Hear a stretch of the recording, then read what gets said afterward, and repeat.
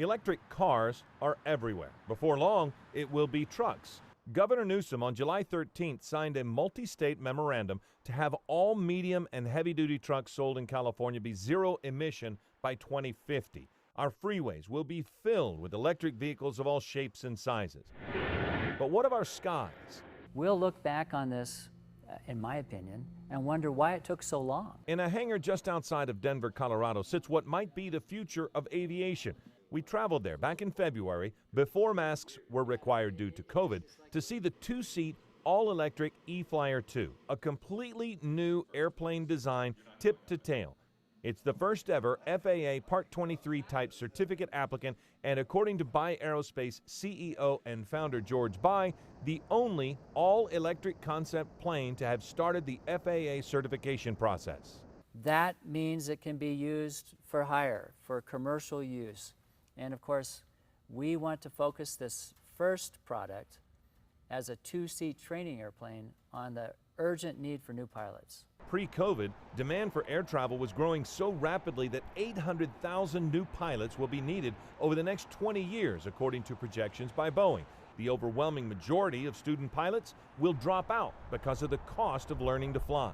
The cost of being a doctor or an attorney or an airline pilot is about the same.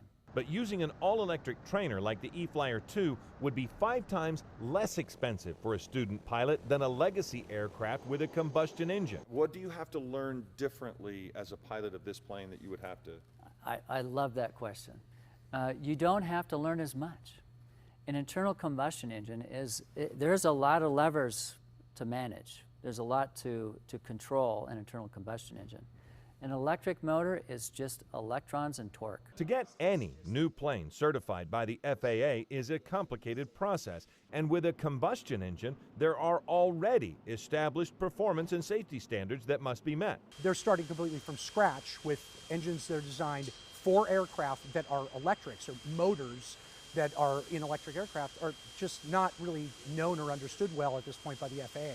Yeah, the only big question is endurance. That's the thing. You know, you have to train pilots that you can't judge your trip by how far you can go.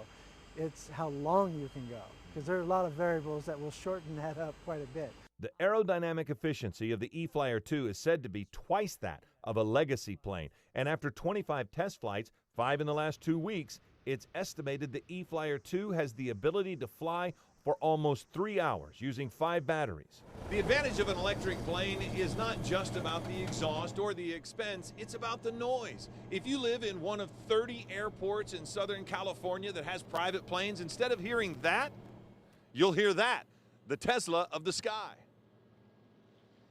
And that propeller can just barely be heard on the ground.